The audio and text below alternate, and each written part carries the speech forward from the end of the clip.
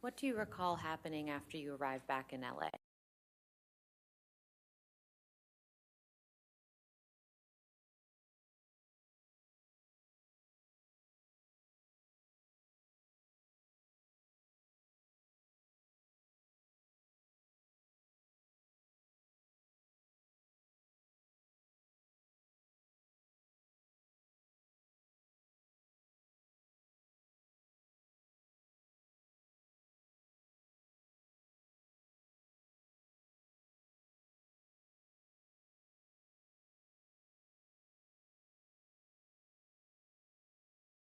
Go back to the same home together after that flight? No, I don't believe, no, we didn't. I don't believe we did. I think she had decided if this is the time. Pretty sure. I believe she had decided to check herself into the Chateau Marmont. There's so many of these, it's hard to sort of keep them all straight. Who would have paid for Ms. Heard to stay at the Chateau Marmont?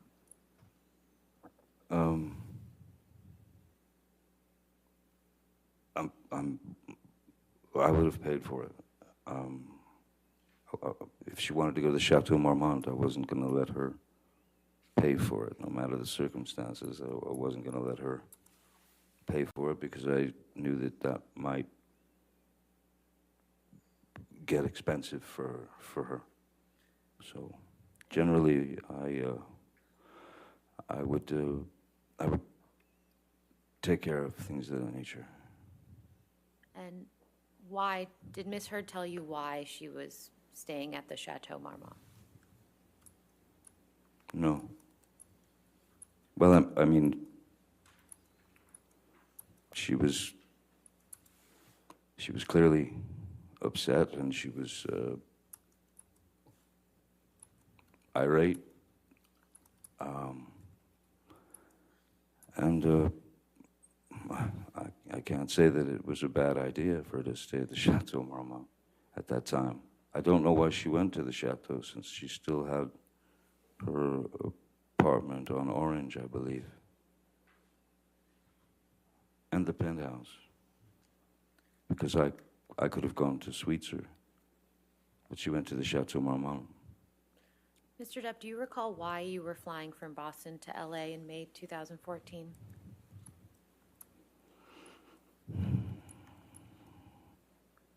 I can't remember if it was a break from the film or if I had finished the film, and that was before we went,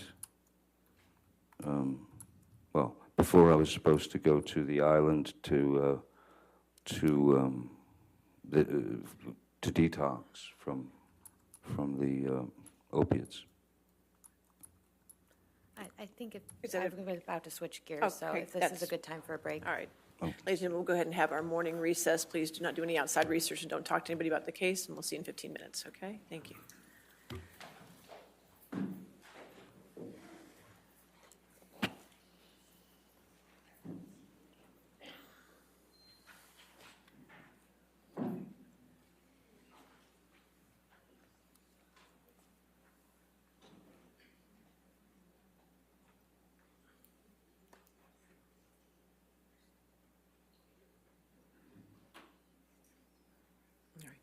And sir, again, since you're still on the stand, do not discuss your testimony with anybody, including your attorneys, okay?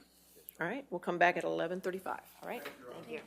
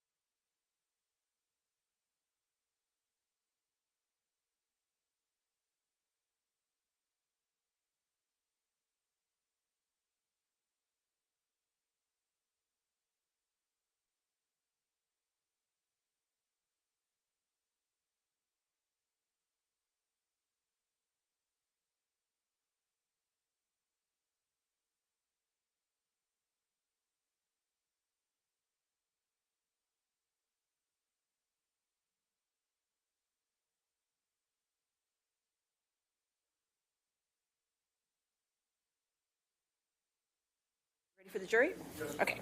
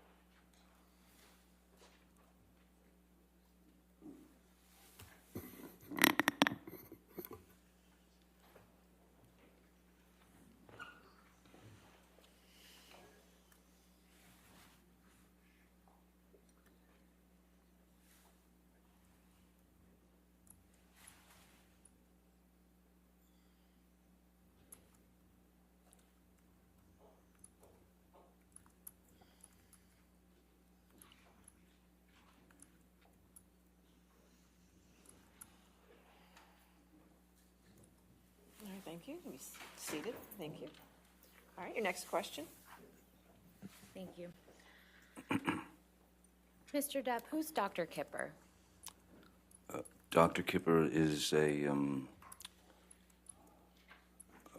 he's been my doctor ever since I'd met him in, I believe it was that May of 2014, around there in Boston. And why were you connected with Dr. Kipper? My sister Christy knew, of course, that I had been addicted to the opiates, and she was concerned, and she brought me his book and talked to me heart to heart and asked me if I would be willing to go through the detox. And what was your answer? Yes, of course. And you mentioned Debbie Lloyd. Can you please explain to the jury who she is? Oh, Debbie Lloyd is a nurse who my doctor, Dr. Kipper, had assigned to my case to be the to oversee the detox and deliver the meds, the medications to me that would help with my with the effects of withdrawal that one goes through, to essentially try and knock you out so that you don't go through the nastiness of the affair. Did Miss Lloyd stay on after the detox process as your nurse? Yes, she did. And when you were under Dr. Kipper's care, how often did you see Miss Lloyd? On location every day. Yes, on location every day. Even when, after a year or two, I was still seeing her at least on a bi-weekly basis, 2 to 3 times a week. When did you start the detox process that you mentioned?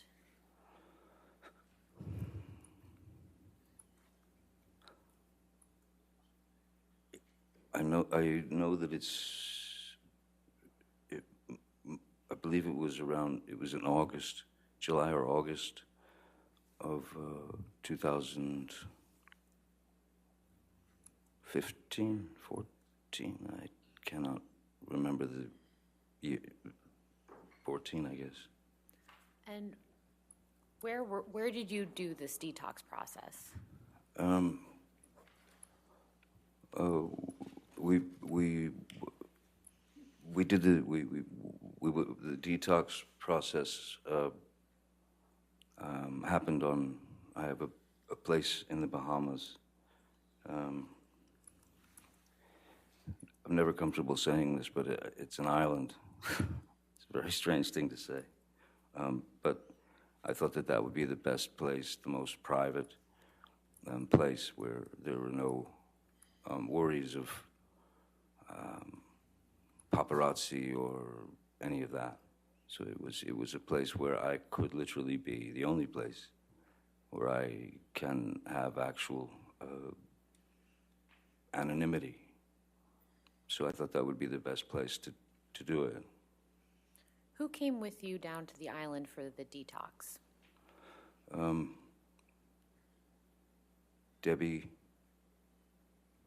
Nurse Debbie Lloyd traveled with me on the plane.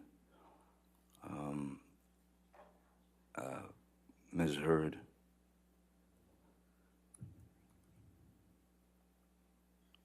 And I believe that was it. On the plane to go to the island for the detox.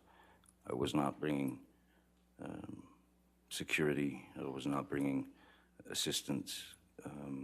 In fact, initially, my sister Christy was going to go there to help Ms. Lloyd and the doctor through the detox, which made perfect sense since that the whole thing had been born out of her desire for me to get clean. So initially it was supposed to be Christy coming in place of Ms. Hurd. There was a great part of me that was very uncomfortable with Ms. Hurd coming along for that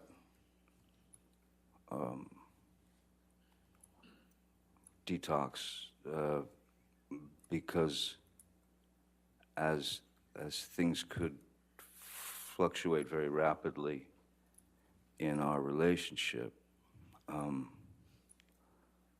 I was wary that those things would come up during what needed to be a very straight detoxification of these substances. And I was well aware that it was not going to be pleasant. I was well aware that I was going to go through quite a bit of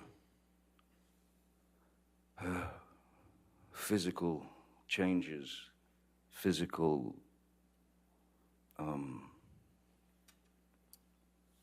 yes, I was afraid that it would be too much for her, and I also felt that she might be too much for me at the time. So then why did Ms. Hurd come down to the island with you during the detox process? She insisted. And she switched places with Christy.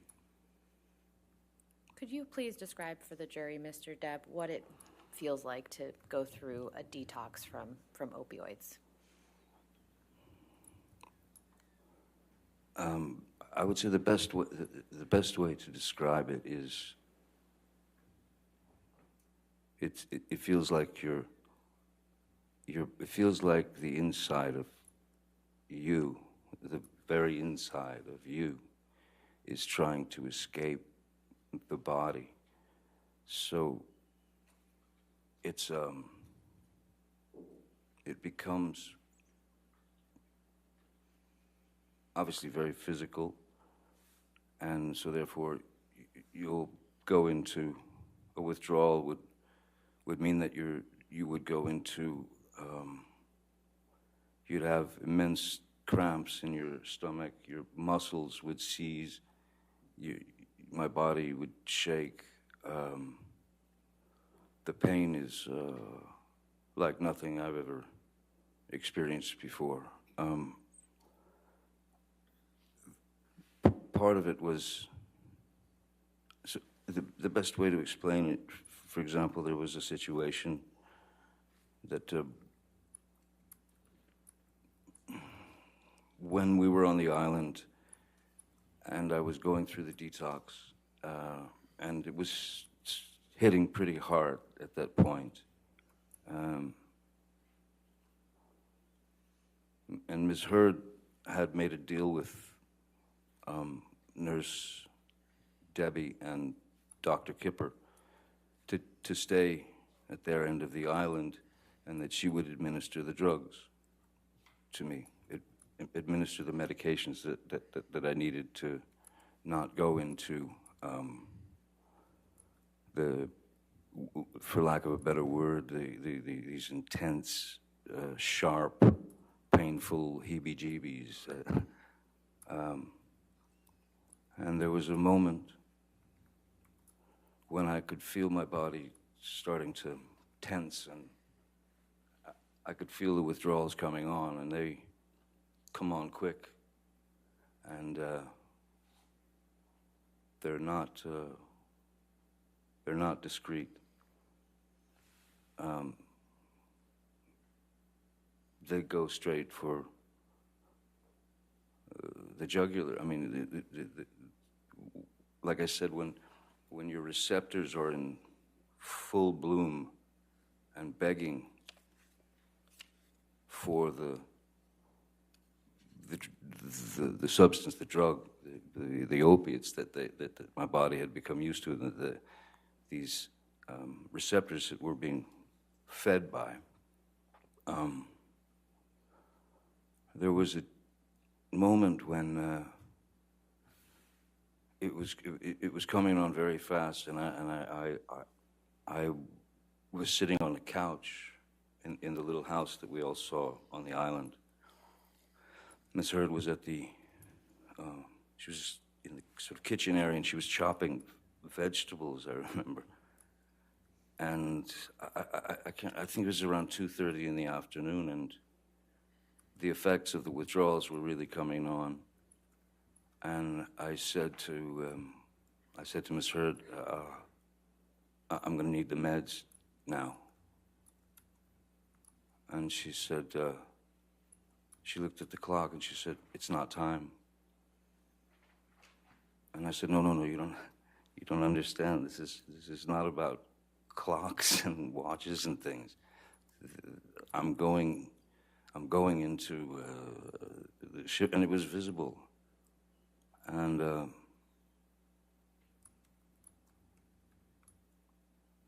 I hate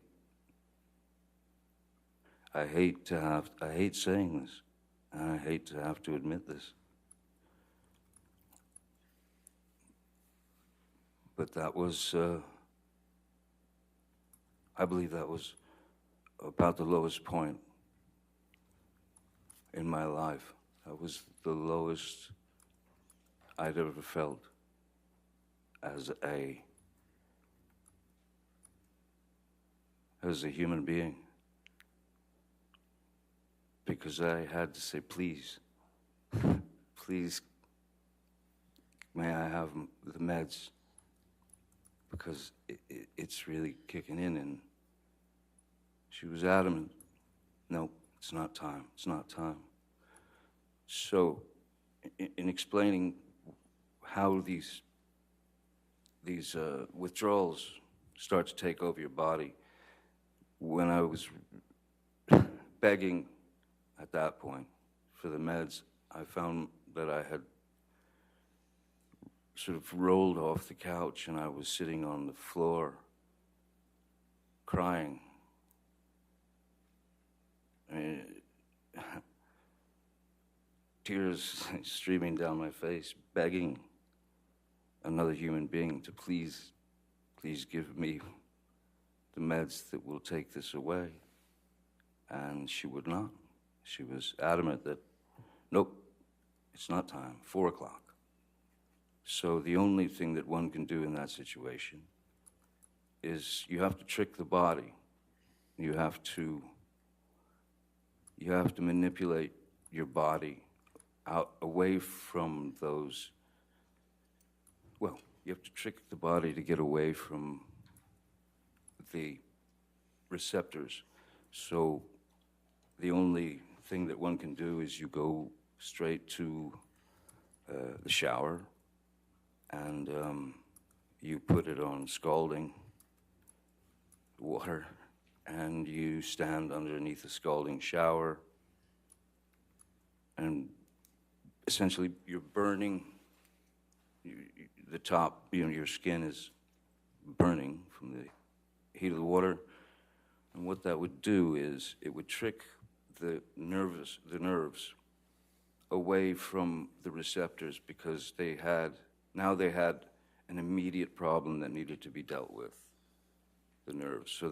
So what it does is the scalding shower would reverse those nerve endings, and they would go up to the top of the skin because there was a problem there.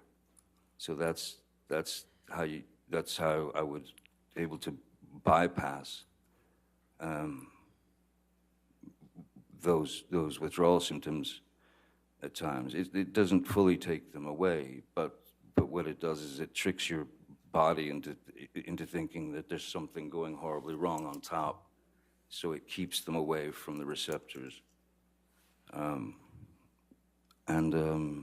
After that, I had a conversation with Nurse Debbie and with Dr. Kipper, and I said, I don't believe, I told them that she had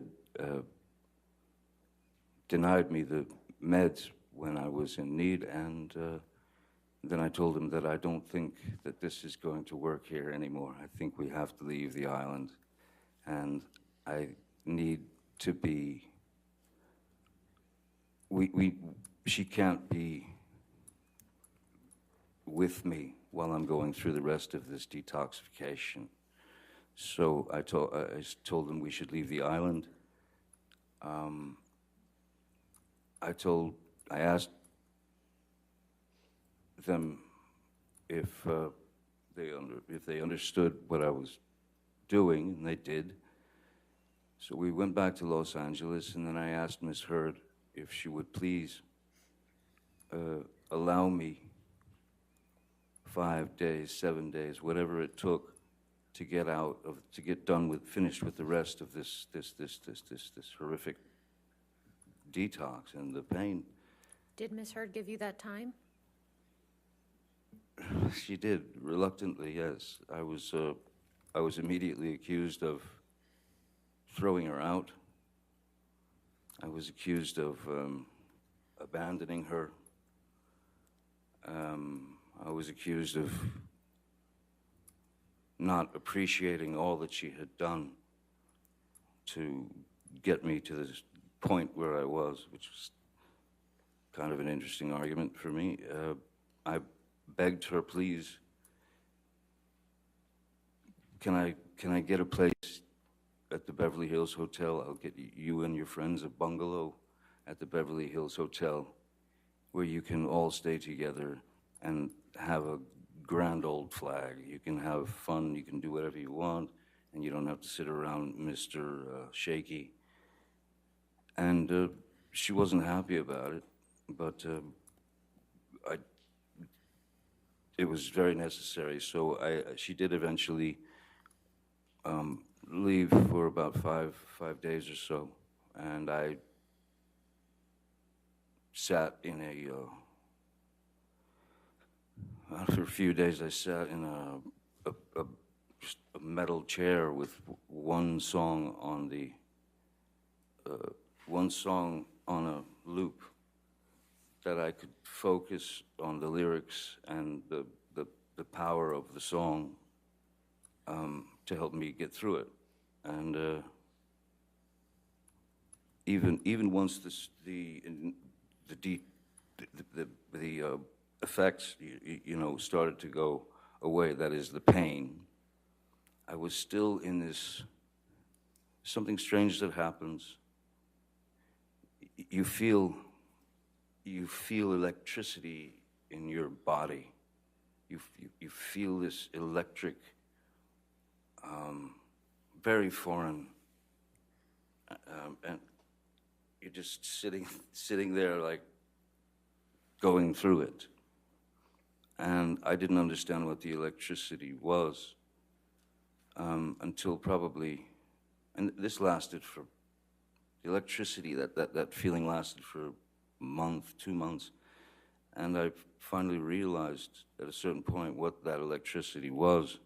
And I was feeling, that's what it was. I was actually feeling without the aid of the drug, without the aid of any drugs. I mean, I'd had refused with Dr. Kipper and Nurse Debbie and Amber at the table before she left for the hotel with her friends. I had refused to continue taking the phenobarbital and the lithium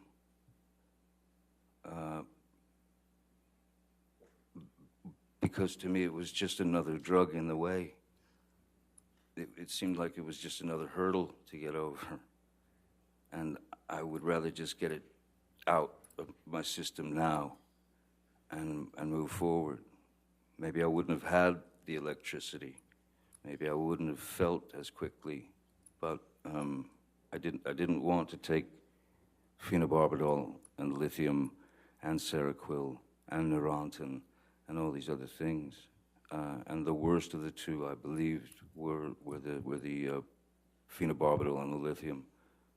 So I went through that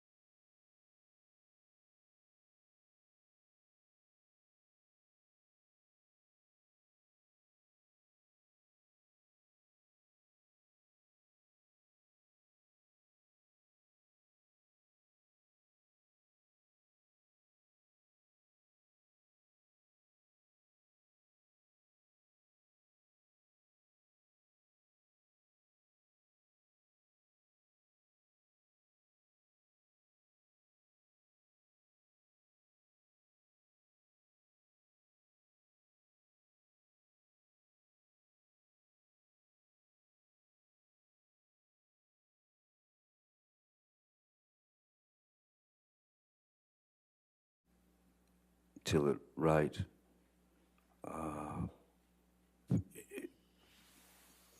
All of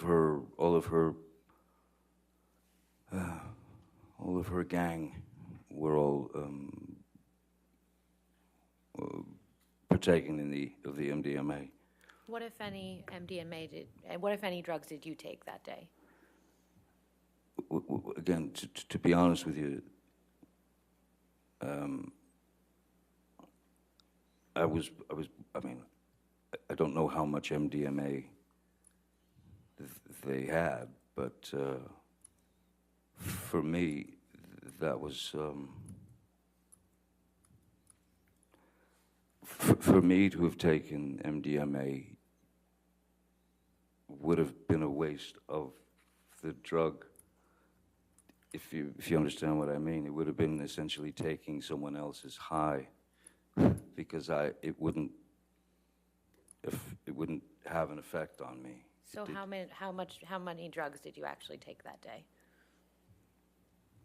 The day of our wedding, Yes. I smoked marijuana, and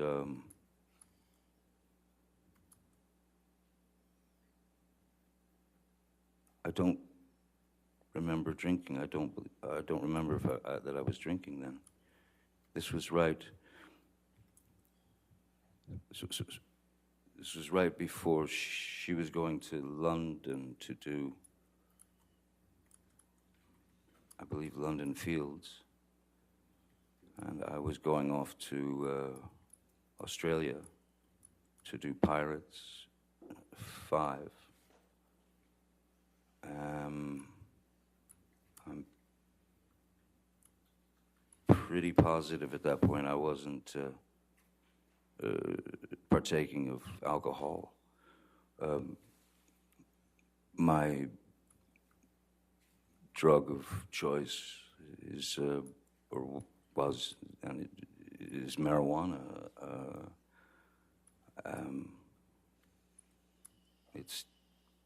That's all that was fine for me. So dipping into a little tiny baggie of, licking your finger and dipping into a little tiny communal bag of MDMA, it was pointless for me. When you and Miss Heard got married, did you have a prenuptial agreement in place? No, we did not, no. And why not?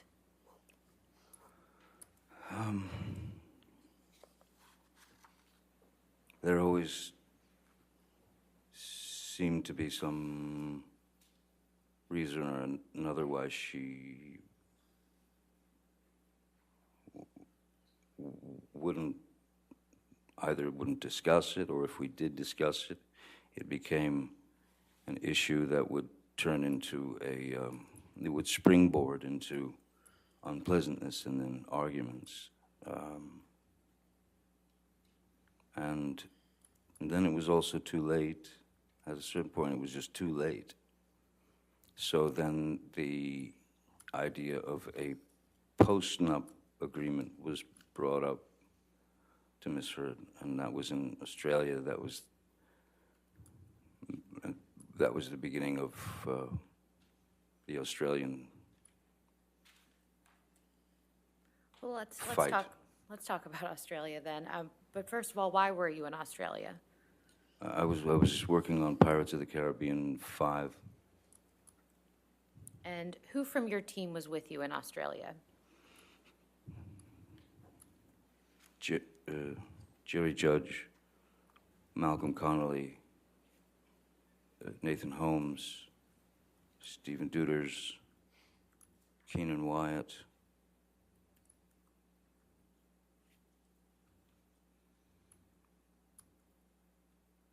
I believe that was it. Oh, and yeah, no, that's it. Was Miss Lloyd in Australia with you as well? Oh, yes, sorry, yes. Miss Lloyd traveled to Australia with us. And did Dr. Kipper come down to Australia at any point? Yeah, Dr. Kipper came down a bit later.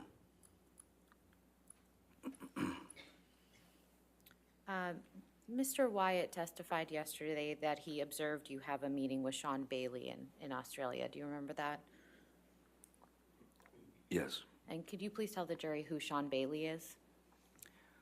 Sean Bailey, at that time, was, I believe he was the number three man at Disney in terms of hierarchy. He was upper echelon Disney, so he was under Bob Iger, and initially under Dick Cook, who was removed from Disney for some reason.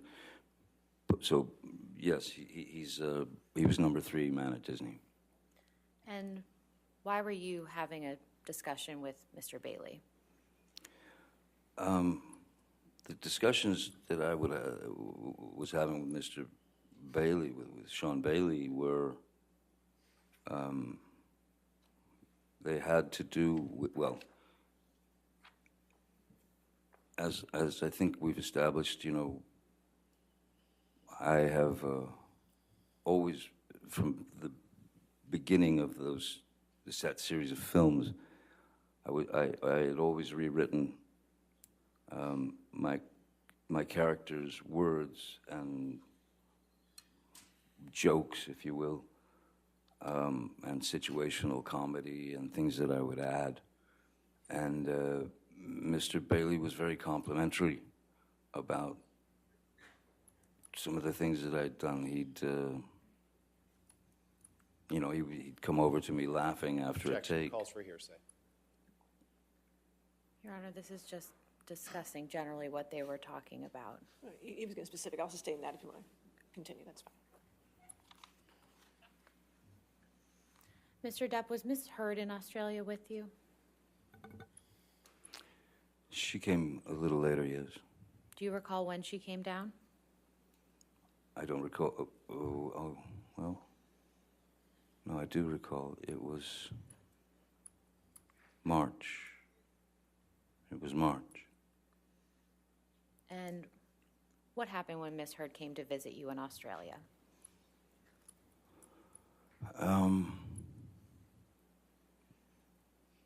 Ms. Heard was upset because, as I stated earlier, as it was too late for a prenup agreement, there was discussion of post-nup agreement.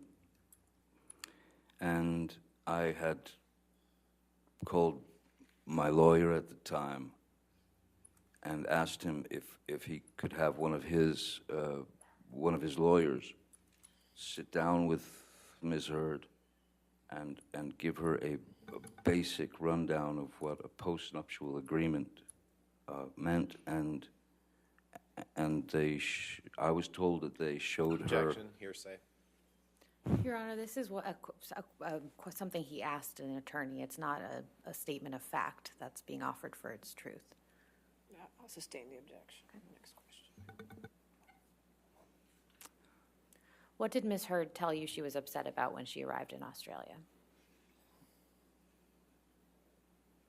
Ms. Heard told me that the attorney that she met with was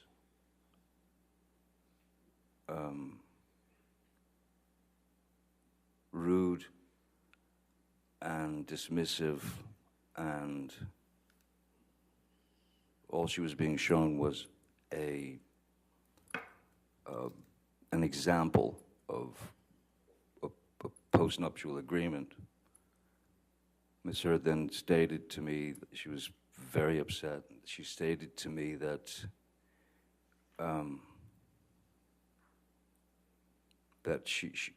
what she had said was, she said to the lawyer, the woman, that this Johnny can't, he must not, he doesn't know about this. He's never seen, he doesn't know that this is what this is. No way he would agree to this. And what Ms. Heard then expressed to me was that the lawyer, the woman, had laughed at her and said, "Oh, he knows. yes, he knows everything. Which sent her into a tailspin. So by the time she arrived in Australia, that was sunk very deep into her psyche. I mean, so much so that what really surprised me was that she kept saying, "I'm not even in your will. I'm not even in your will." I thought that was an odd thing to say. Especially since I don't think anybody had had time to change wills or anything of that nature. So those things just didn't, it felt wrong. And she could not let go of the fact that I was in on this post-nup agreement and that I was trying to trick her into essentially getting nothing if something were to happen. And how did you respond to Ms. Heard? So I just told her those were not my intentions, you know. And at a certain point, you don't know what to do. I mean, the person is telling you, she's telling you, you don't trust me, you don't trust me, you don't trust me, and I can't speak about legal documents. I can't speak legalese. I can't explain to her these things. All I could do was try to calm her down and say that I was not out to screw her over or put her in a position that was uncomfortable. Did that work? These were stock, normal things to do. It did not work, no. It escalated and escalated and turned into madness, chaos, Can you please violence. Can you please describe that chaos and violence?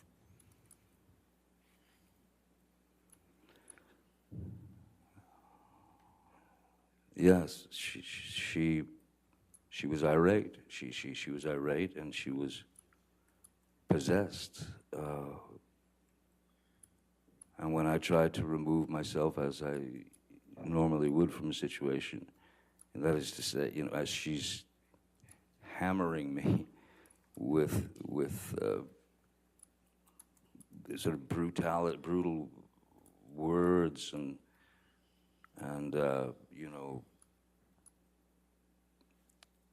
you know, I don't, pardon my language, but I remember that it wasn't nice sort of being called an ass kisser to lawyers or a pussy that didn't fight for her or stand up for her.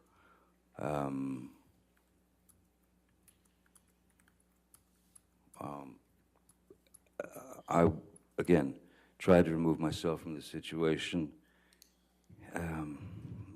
but to no avail. As I literally, the house that they had rented for me in Australia was quite a large place. It was quite a bit of a labyrinth, you know, and a lot of rooms, a lot of extra rooms. So I would go to, well, I'll just cut to the chase. I think that I ended up locking myself in about at least 9 bedrooms, bathrooms that day, as she was banging on the doors and screaming obscenities and wanting to have a physical altercation. So how did it come to be that your finger became injured?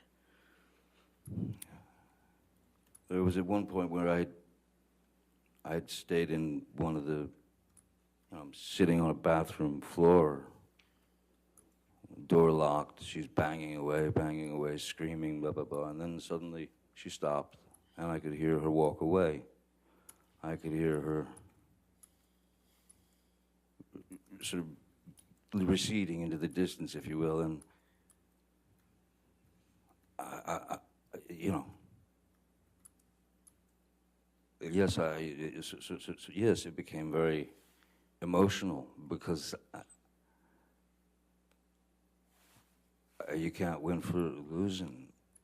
There was nothing I could do to make her understand that I had, if that lawyer had in fact done that, and I did call my lawyer at the time, Jake Bloom, and I had him get these people on the phone, and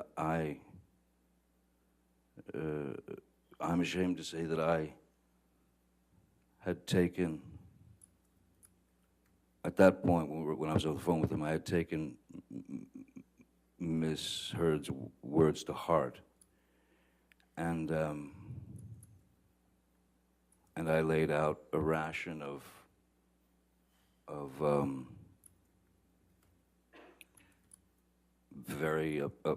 I was very upset that she was pushed to that limit because I had believed it. In fact, none of it had happened. So it was all getting too crazy. And again, I had been sober for many, many months from alcohol and substances, aside from the marijuana. And I left the place, the room that I was hiding in, or not hiding, locked myself into, and I went downstairs in the house. Downstairs in the house, as soon as you walk in the house, you can go upstairs or downstairs. Downstairs there was a sort of a rec area, pool table and such, and there was a bar. And I was a mess. I was a wreck. I was shaking, and I just didn't understand why all this was happening. So I went behind the bar. I grabbed a bottle of vodka that was there and a shot glass and sat at the bar. She was nowhere around. And I poured myself 2 or 3 stiff shots of the vodka. First taste of alcohol I'd had in a long time. And then she came down to the bar and found me there. And of course started screaming, "Oh, you're drinking again, yeah, the monster," and all that. So she walked up to me and reached and grabbed the bottle of vodka, and then just kind of stood back and then hurled it at me, and it just went right past my head and smashed behind me.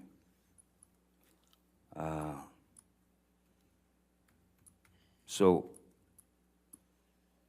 I stood up and I walked behind the bar, and there was a larger bottle of vodka, the kind with the handle, you know, on it. I grabbed that and I went and I sat in my seat again. I opened the bottle and I poured myself a shot and drank it. Miss Heard was flinging insults left, right, and center, and she then grabbed that bottle and threw that at me. And the way that the bar was situated and where Miss Heard was, so if I could show you, so if this is the bar where the glass was, bottles. If this was the bar and I'm sitting here like this, she would grab the bottle and she would go there. She went there. And so I was leaning like this in the chair, looking at her. First bottle went, then I got the other bottle, shot. Takes the second bottle, which is the larger one. I'm in this position again, and my hand is on the edge of the bar, like that, you know, leaning over, the fingers like that, and she threw the large bottle, and it made contact and shattered everywhere. And I honestly didn't feel the pain at first at all. I felt no pain whatsoever. What I felt was, I felt heat. I felt heat, and I felt as if something were dripping down my hand, you know.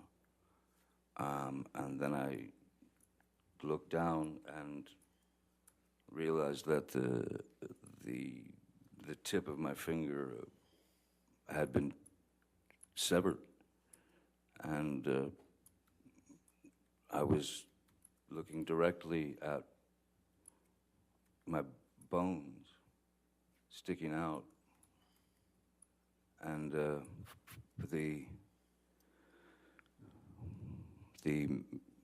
the meaty portion of the inside of your finger, and blood was just pouring out. And at that point, I think that I went into some sort of, I don't know what a nervous breakdown feels like, but that's probably the closest that I've ever been. Nothing made sense. And I knew in my mind and in my heart, this is not life. This is not life. No one should have to go through this. And as I said, this feeling of being in the middle of some sort of nervous breakdown, I started to write with my blood, in my own blood, on the walls, little reminders from our past that essentially represented lies that she had told me and lies that I had caught her in. And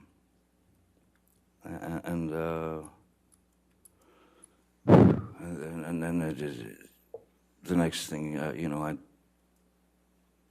amongst all the madness, I would again hide in the bathroom or wherever, and I texted Dr. Kipper and I said, you might want to come over. You know, I've cut my finger off here. Which finger was cut, Mr. Depp? It's the middle, it's the funny looking one. It's the middle finger here. You can see you can see all the sort of, from the initial wound, all these bones up here were crushed, and it looked like Vesuvius, you know. And so this part of my finger now is, so that because of not having use of the tip here, this is basically arthritis that kicks into the joint once that upper part of the finger is mangled. So is that the right middle finger? Right middle, yes. And is that your dominant hand? Yes, it is, yes. Mr. Depp, after Ms. Heard threw the vodka bottle at you and severed your finger, What, if anything, did she say when she saw the injury?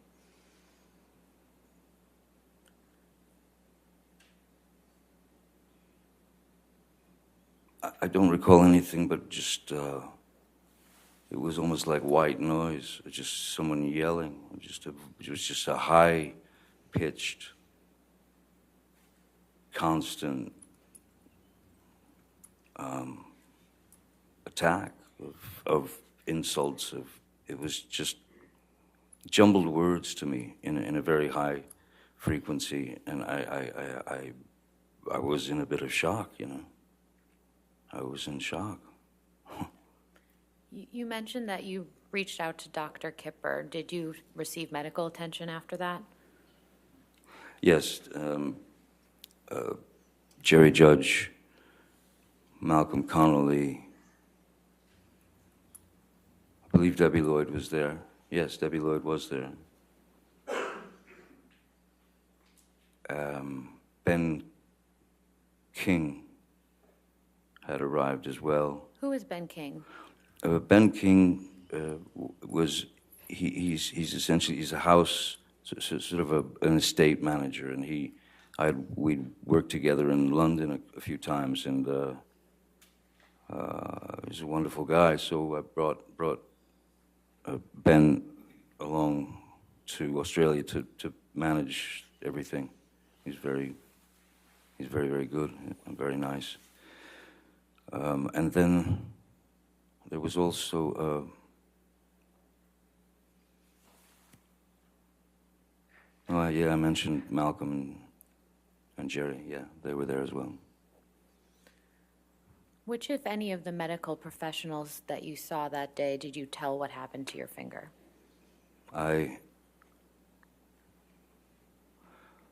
When Malcolm and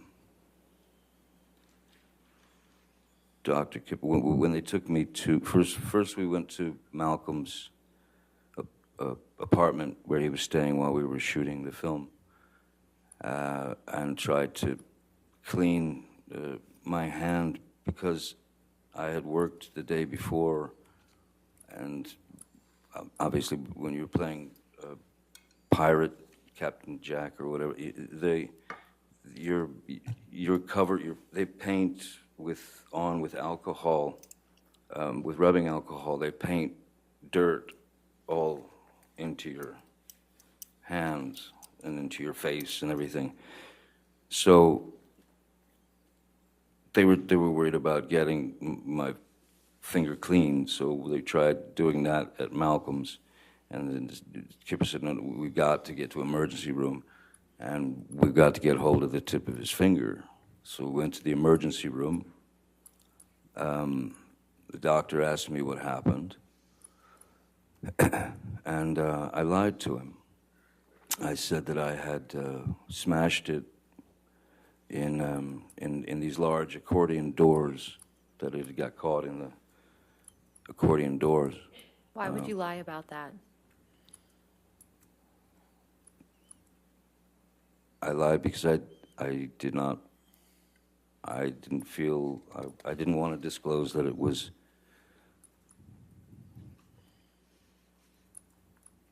what it was. I didn't want to disclose that it had been. I didn't want to disclose that it had been misheard, that it had thrown a vodka bottle at me and then took my finger off. I didn't want to get her in trouble. I didn't want to. I tried to just keep things as copacetic and as easy as possible for everyone. I did not want to put her name in that mix. Did you tell Dr. Kipper what had actually happened to your finger? Yes. After you returned from the hospital, where did you go? I went to Malcolm Connolly's apartment and slept on his couch. And to the extent that you know, where was Miss Heard during this time? Ms. Heard was, I wasn't there, but I had, it was clear that she had to, she needed to leave. And I'd asked them to get her on a flight from Melbourne or Sydney or wherever back to Los Angeles. Why did you ask for that? I didn't want to see her. I didn't want to see her. I didn't want to have any more arguments. I was, for all intents and purposes, I was just done. Mr. Depp, I'd like to show you a picture. If we could please pull up Plaintiff's Exhibit 145.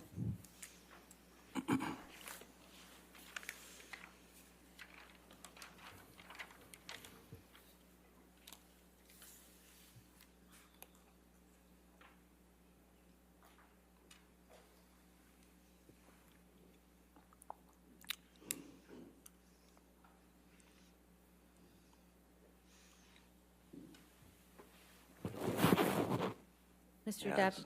what is this a picture of? That is, that's me in the emergency room. I see a detail that I'd forgotten, which is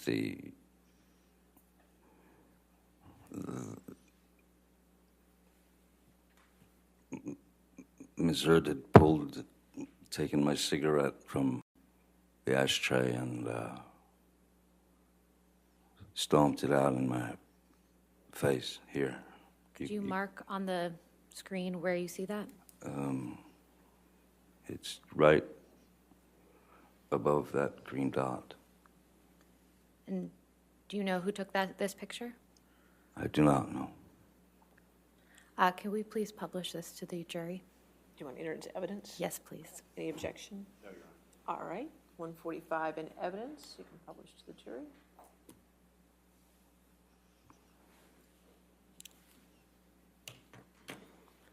And so, Mr. Depp, now that the jury can see the photograph, can you again explain what that green dot is identifying? Just above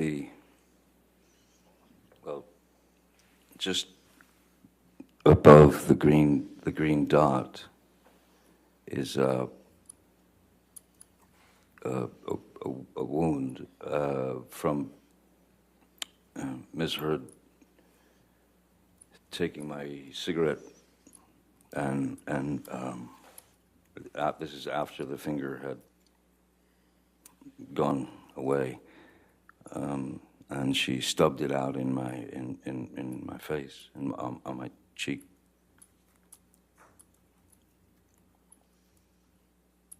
So that's the result of that.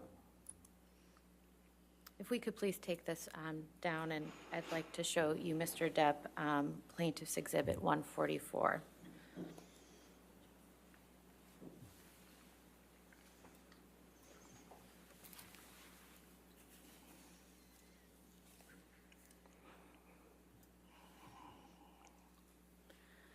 Yep, that's What is this a picture of, Mr. Depp? the remains of my finger. And was this taken shortly after you were injured? I believe this was taken at the emergency room, I'd imagine. I'd move to this into evidence, but I'd like to also warn the jury and the people in the All right. audience that this is a very graphic picture. All right, any objection? No, Your Honor. All right, 144.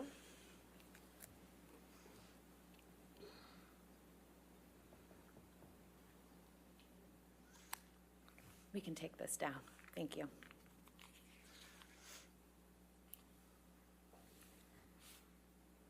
Mr. Depp, how long after your finger was injured did you return to LA? After the emergency room,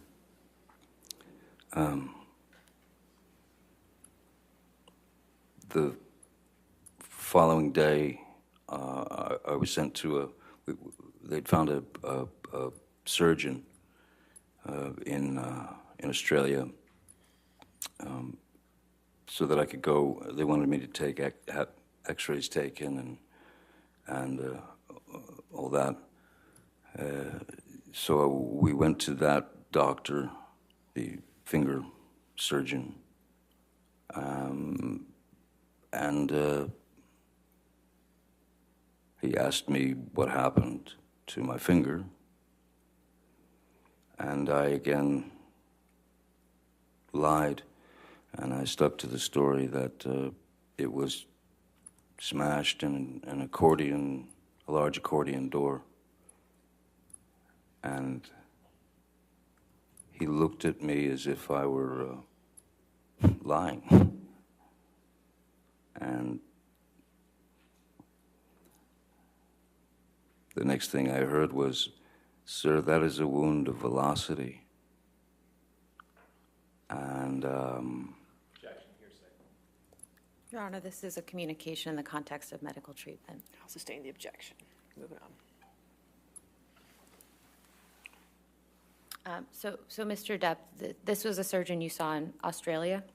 yes, When did you return to Los Angeles after seeing that surgeon? I believe it was probably the next day, where it might have been Kipper or someone who had hooked me up with a wonderful, a great expert in reconstruction of, hands, fingers, digits, whatever. So I went to see the surgeon, and we prepped for surgery, pretty quickly. And what type of surgery did you have on your finger?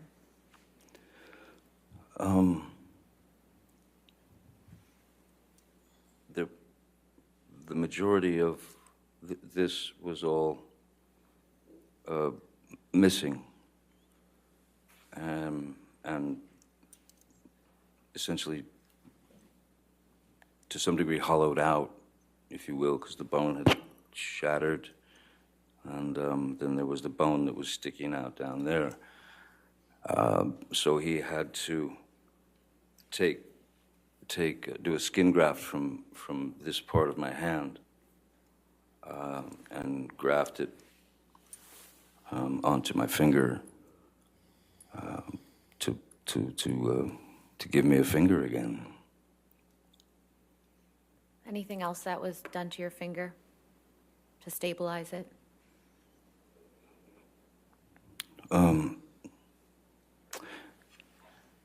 I don't think it was initially that they put the pin in. I think the pin, feels like the pin came later. I'm not sure, but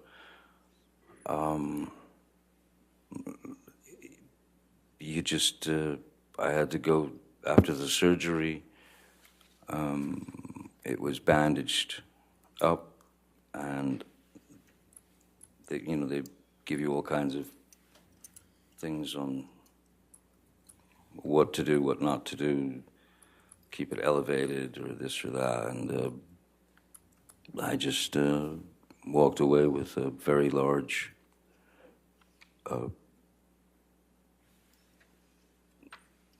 middle finger. It was all wrapped up to like this, and then,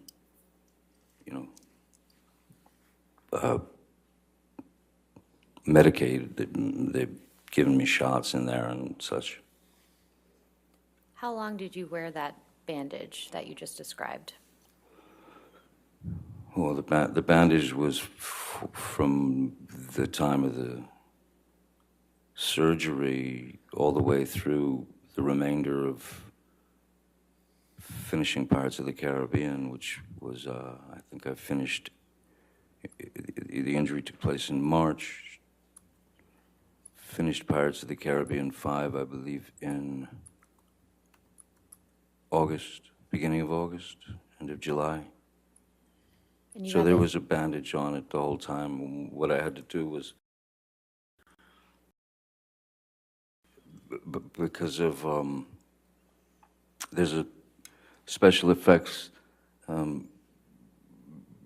trick that they had planned. Basically, whatever bandage I had on, as long as they could, they would put little green dots, for example, on the splint and the finger and all that, and the bandages, so that in post-production they could use what's called computer-generated imagery, CGI, to erase the bandage and replace it with a normal finger. That's how we finished the film.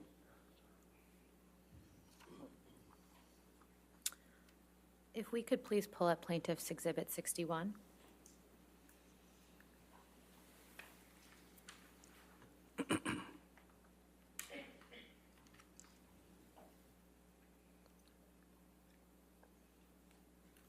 And if we could scroll to the second picture, or third. Can you keep going one more, please? Another. Sorry, this is a series of pictures, and to spare everyone, I don't think I'll show you the immediate injury again. This was one right here. Thank you. Mr. Depp, do you recognize this picture? Yes, I do. And what's reflected in this picture? This was taken in the surgeon's office, where I'd go in, well, I had to go in every couple of few days to have it checked out for infections and such. And so the finger, non-finger, was wrapped quite heavily, and there was this medicated, kind of greasy medicated thing on top of the wound itself. And this, I believe, seems like when the pin was in here, and the wrapping is, the bandage is, well, I had my choice, and I thought, well, may as well take the kiddie bandages, dinosaurs and hearts and unicorns. As I said, at least have some humor to deflect the pain. Your Honor, I'd like to move Plaintiff's Exhibit 61 into evidence. Do you want the whole exhibit or just this picture? If we could publish the whole exhibit. You want the whole picture, the Yes. whole exhibit? Any objection to 61? No, Your Honor. All right, 61, but you just want to publish this part of 61? Okay, thank you.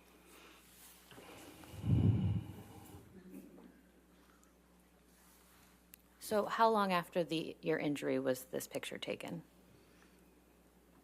After the initial injury, Yes.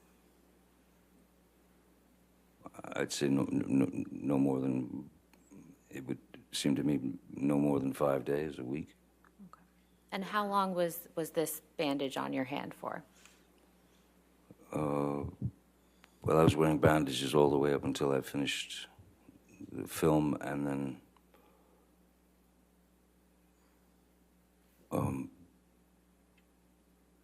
yeah, up through August for sure, and then beyond, I had to keep it. I had to keep it covered. I had to keep it protected. Do you recall how long after the injury that how long after the surgery the pins were removed from your finger? I would say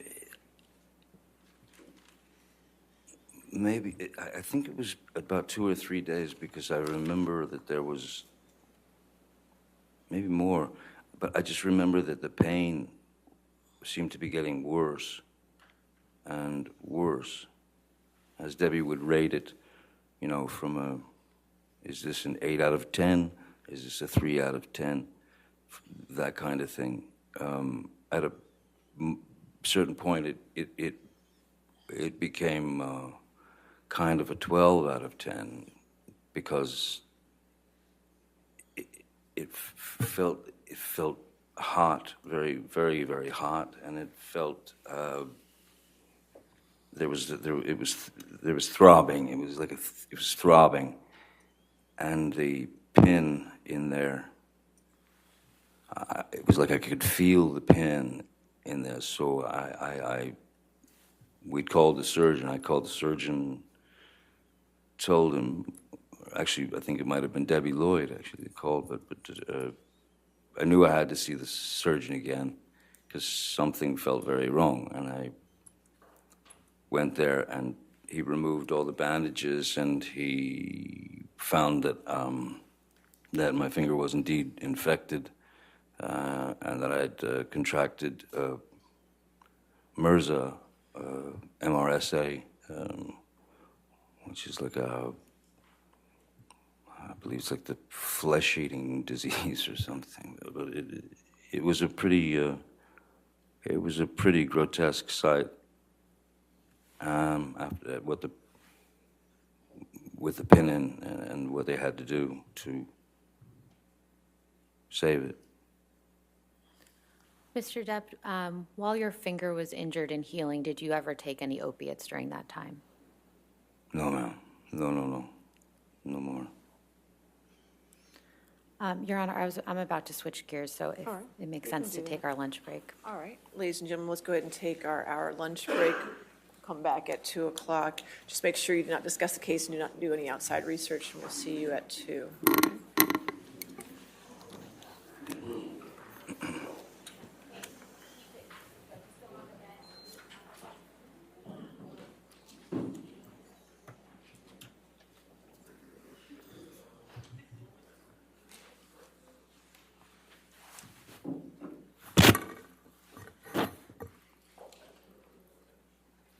And again, sir, since you're still testifying, you cannot discuss your testimony with your attorneys or with anybody else, okay? All right. See everybody at 2? All right, thank you. Thank you. All right.